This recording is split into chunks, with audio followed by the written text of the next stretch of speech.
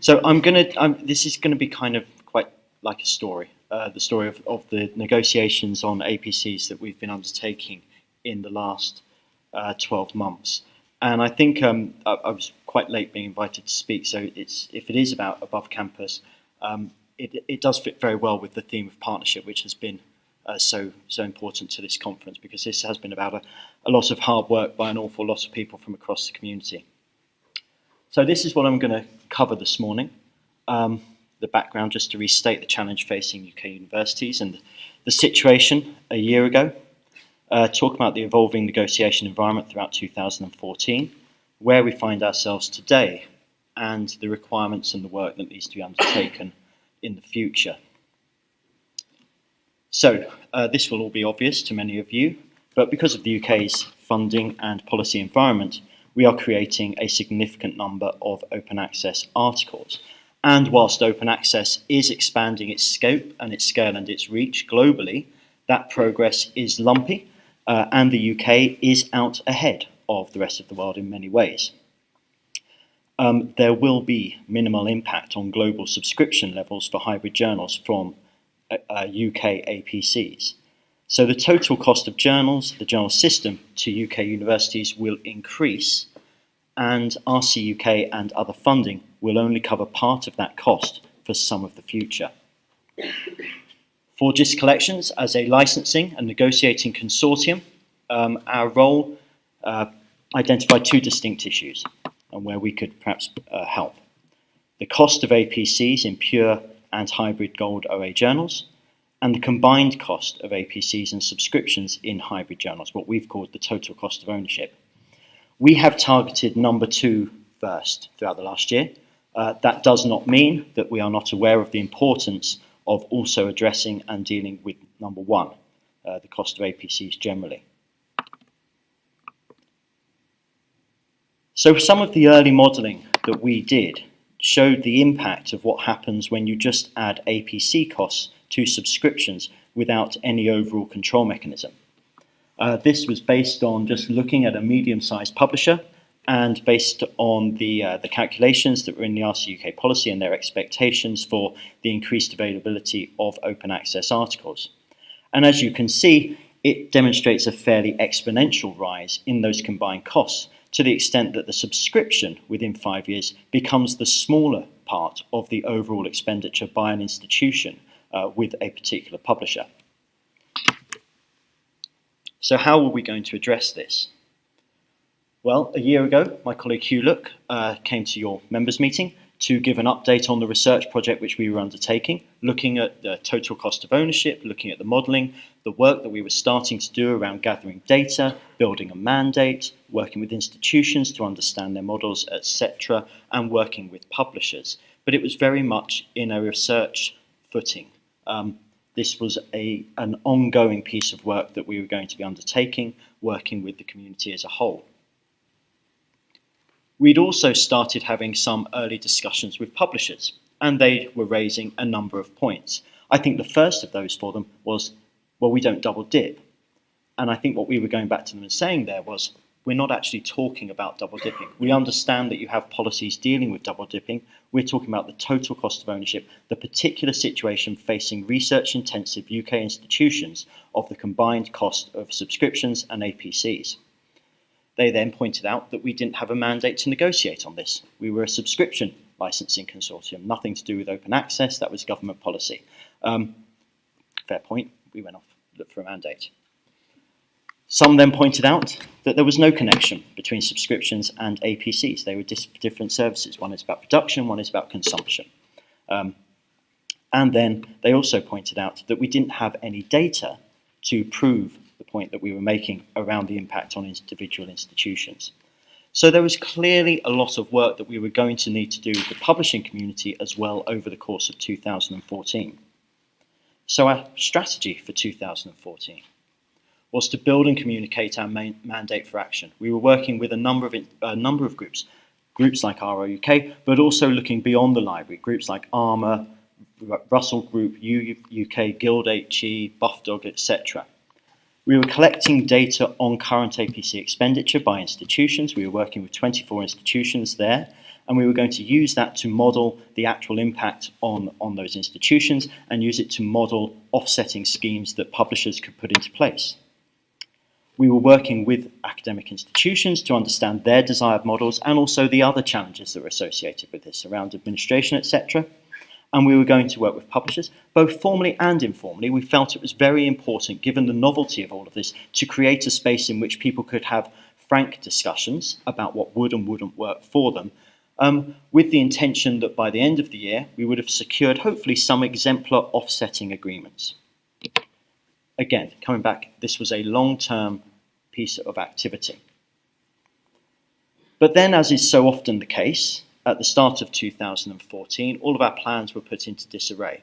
David Willits wrote to Dame Janet Finch regarding her update on the Finch report.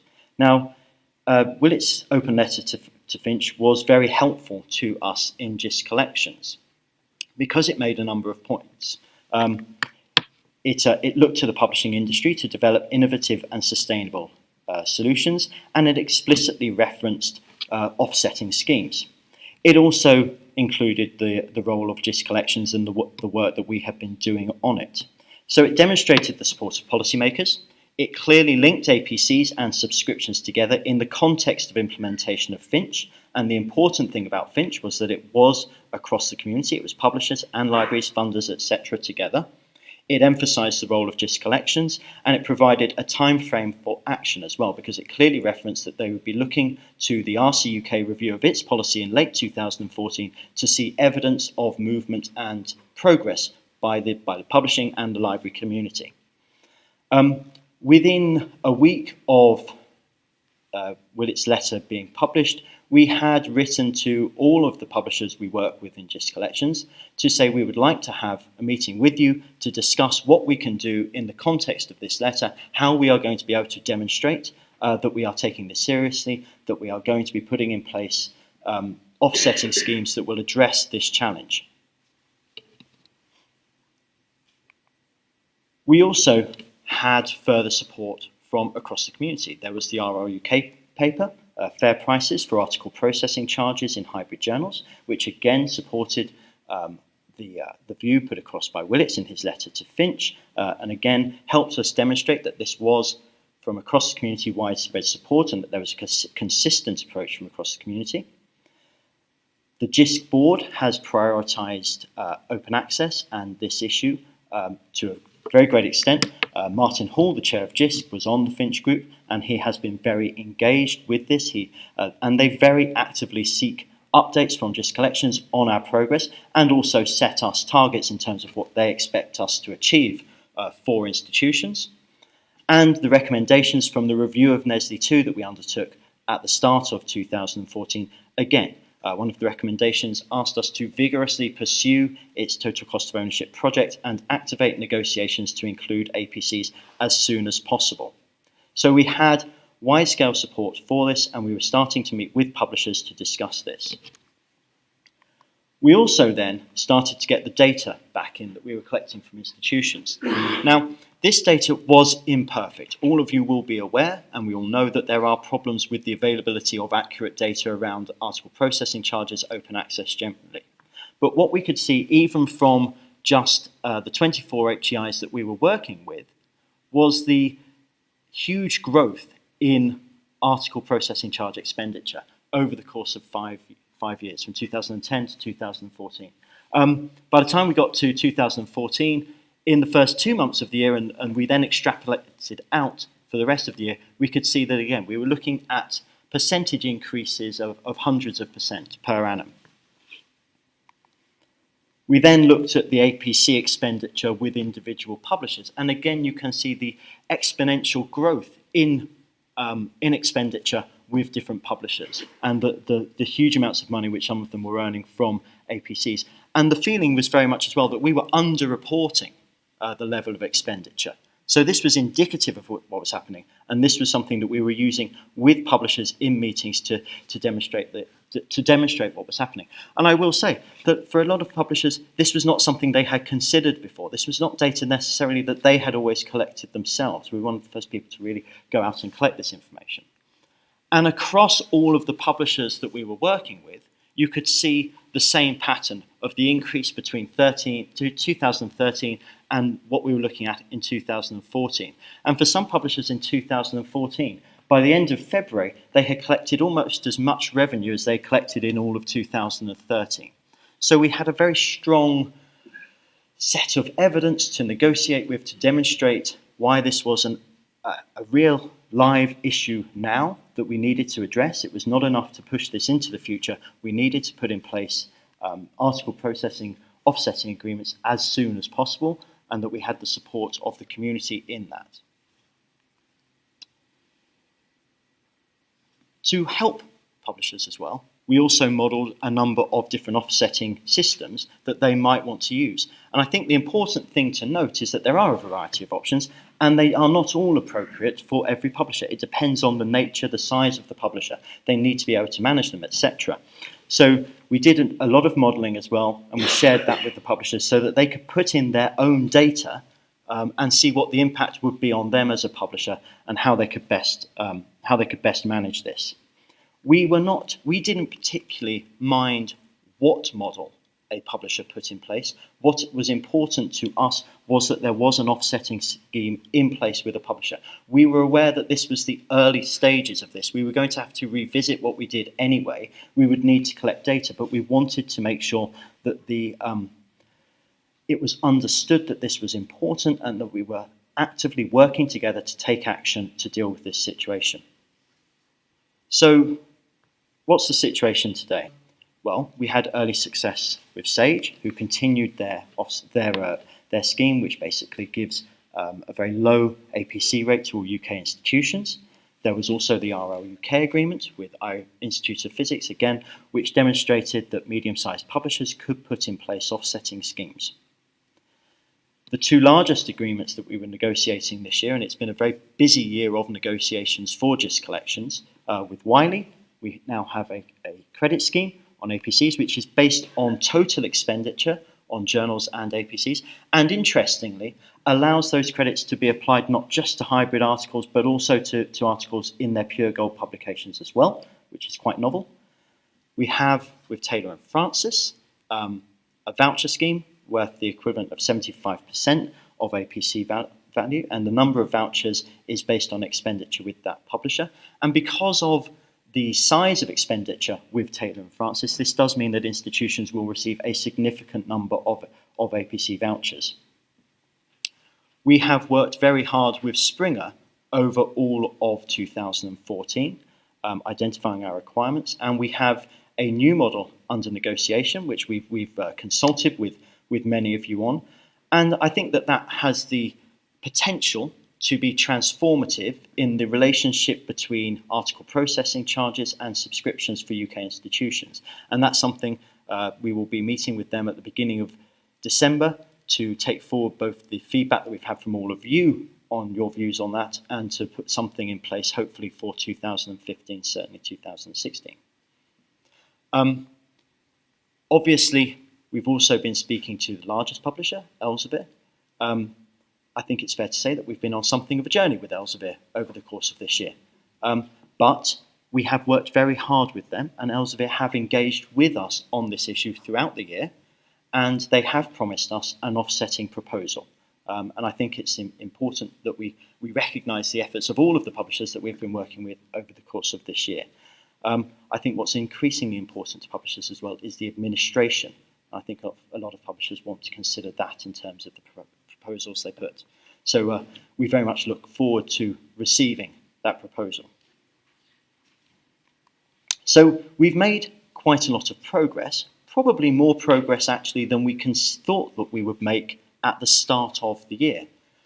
But all that progress has demonstrated is just how much there is left to do. We need to pursue the publishers that have not engaged with offsetting.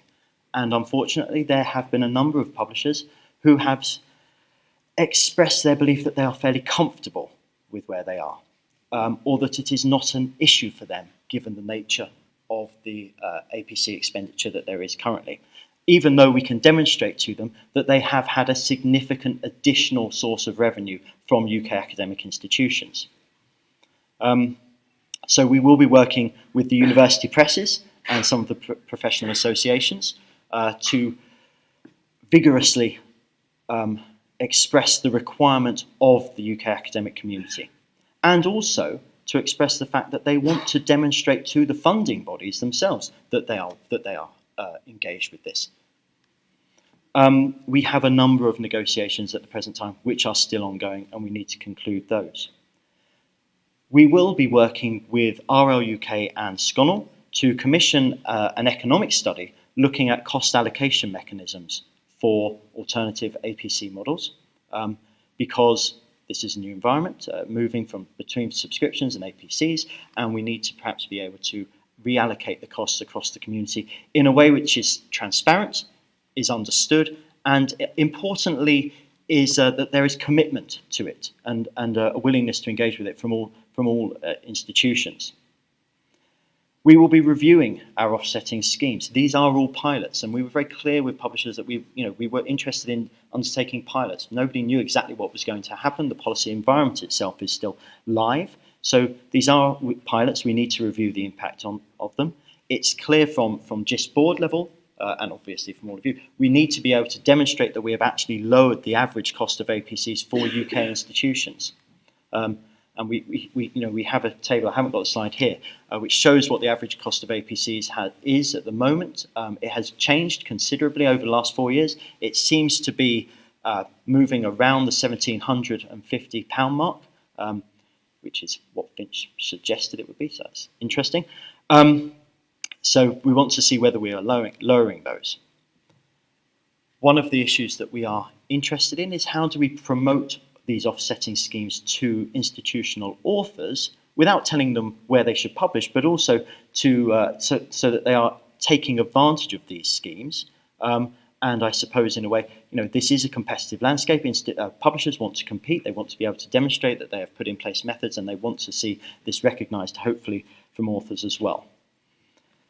The biggest issue, I think, facing a number of institutions is around compliance, being able to demonstrate compliance. We will be working with publishers on this, things like authors' accepted manuscripts, but just the whole collection of information as well is hugely important, is another area of work which Jisc is taking forward. And I think we also need to be able to demonstrate administrative efficiency.